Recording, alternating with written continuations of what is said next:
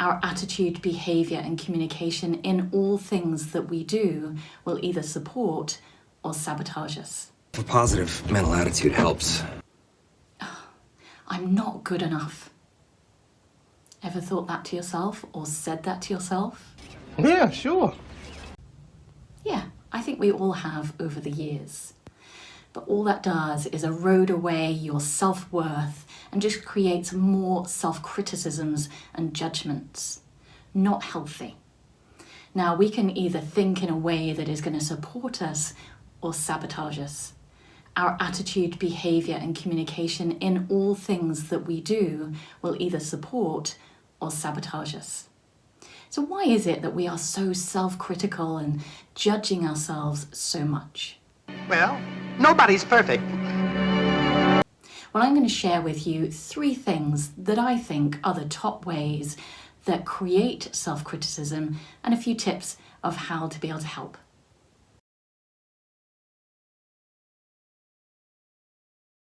So first of all, top one for me, social media. Over the years, between us in our family, we've called it Facebook. Now, of course, we've got things like Insta and Pinterest and all other social media platforms. And all that does, if you ever are bored or passing the time of day, keep scrolling. All you're seeing is these perfect images. Then keep scrolling. Oh, well, I don't look like that. Oh, I don't have an amazing family. Oh, I can't do that. We start looking inward and start thinking about how bad we must be or that we're not good enough based on the images that we keep seeing. But we have to look behind those images. Now, we are not our Facebook profile. We are not our Insta profile. All those social media platforms do is encourage people to put their best bits up. You know, it's a bit like a family holiday and you're flicking through your holiday and you think, oh no, I'll delete that and I'll delete that. And you just get the best bits, if you like. Well, that's what social media is. But all we're constantly consuming is those perfect images. People have got perfect friends, perfect life, perfect family, perfect business. It's perfect. All sorts of different things, which naturally our brain is then thinking, well, I don't have that. I can't do that. What's wrong with me? I'm not good enough. Not good enough. That's what we then start repeating to ourselves. I'm not good enough. So with social media, start questioning. You know, if it's celebrities that you follow, well, think a little bit more practically and realistic. Well, they've got millions, maybe even billions of pounds. Of course they're going to look amazingly perfect. How long does it take Kylie Jenner to get ready? It takes between 3 and 4 hours for her to look the way she looks in the images that you've perhaps seen. You got to be joking. Or one of the other celebrities. Or perhaps maybe one of your friends. Now think about some of your friends, some of the people that you know. Do they always look like that? Do they always look like their social media accounts and pictures? No. Of course not. It's like their best bits. So question it a little bit more.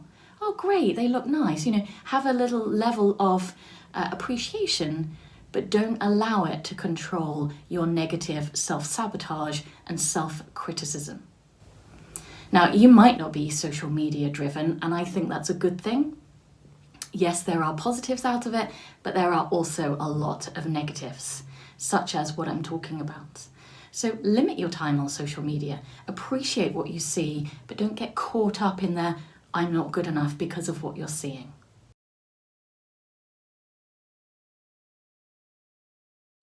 Okay, so the next one, social circles.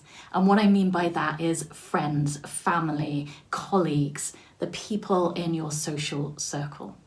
Now it's natural from probably about the age of 8 for girls and a little bit older for boys, we tend to develop our greater self-awareness.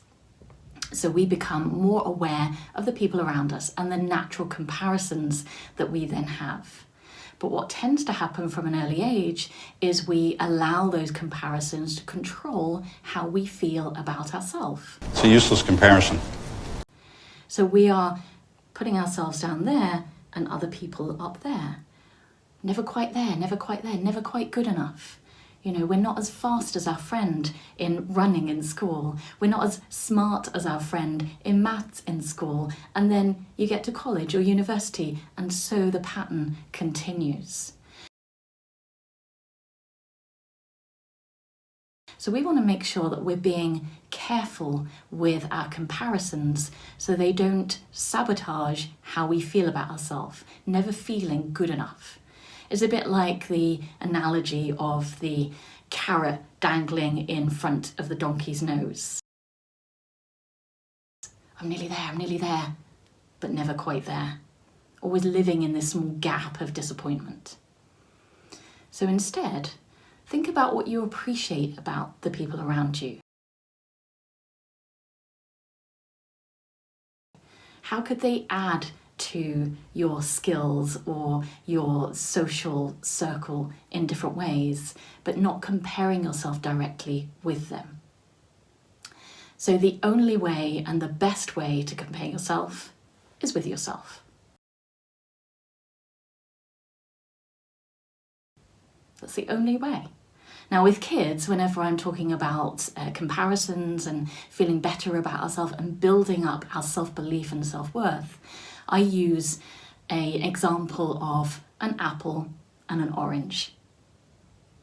Now an apple could maybe try all it likes, but it's never going to be an orange. And an orange can try all it likes, but it's never going to be an apple. And we're the same.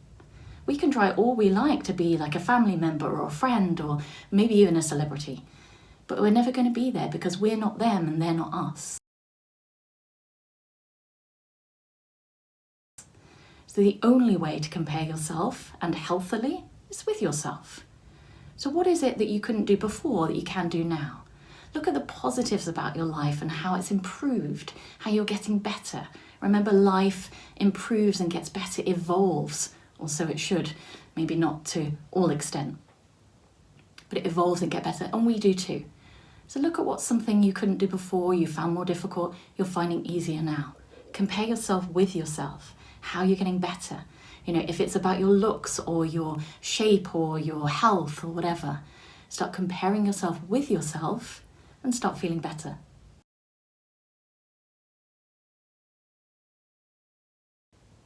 And finally, past experience. Now, the past is great because it's behind us.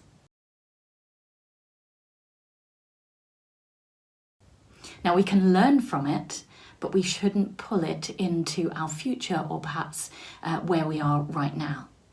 You can't live in the past. So the past experiences can often create the negative mindset about ourselves or about our ability in one way or another. And what I mean by that is maybe we've failed or messed up or got something wrong or made a mistake, whatever it might be. And the trouble with that, if we're not careful, is we create a negative mindset. Oh, I'm rubbish at that, I'm terrible at that, I can't do that, or maybe even worse. Talk about self-destructive. My thing, all the way through my school years, I'm rubbish at maths. I created this mental block that I couldn't get any better at maths. You might have the same in your career or business, or maybe you want to make a career move, going from working for someone else to working for yourself, or asking for a pay rise, or whatever it might be. And what you're going to do, or your brain is going to do, is pull on those past experiences. When I tried something similar, it didn't work, or I was rubbish at it, or I failed at it. And so we're using those past experiences to shape the now and unfortunately the future. So we want to let go of them. And letting go can be a really helpful process. It's not letting go of the past experience because we can learn from that, but it's letting go of the negativity created or connected with that past experience. And when I first met my now husband many years ago, I was going through a lot of things. I had a lot to let go of. I was bullied as a young person. I really struggled in my work. I struggled with my self-worth, lots of self-criticism and judgments towards myself. And one of the things that my husband taught me was this ancient story about two monks. And I'd like to share it with you because it's all about letting go, and it's very poignant for how we can then move forward without those self-criticisms and judgments. So the quick story. Now, in ancient times, there was two monks, and they were walking along a path, and the night before there had been a lot of rain, so there was raging torrents. And they came to a point where they needed to cross the river, and it was raging and very fast moving, and there was a woman standing by the side waiting to cross the river, struggling with how she was going to cross safely. And one of the monks approached her and asked if she would like some help, so asked her permission to carry her across the river. And the younger monk was following behind, and you could tell there was something going on with him.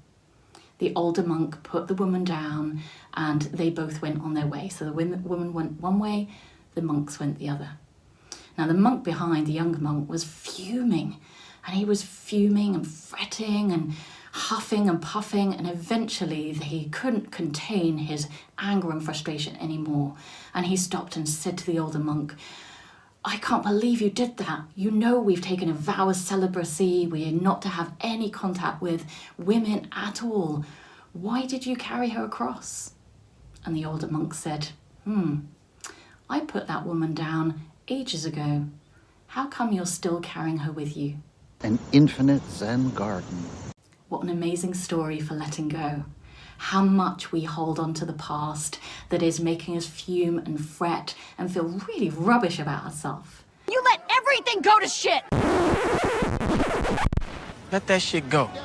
Letting go of past experiences, whether you've messed up, made a mistake, something bigger, it doesn't serve any purpose here, moving you forward. Find a way to let those things go and move positively forward, supporting yourself, not sabotaging yourself.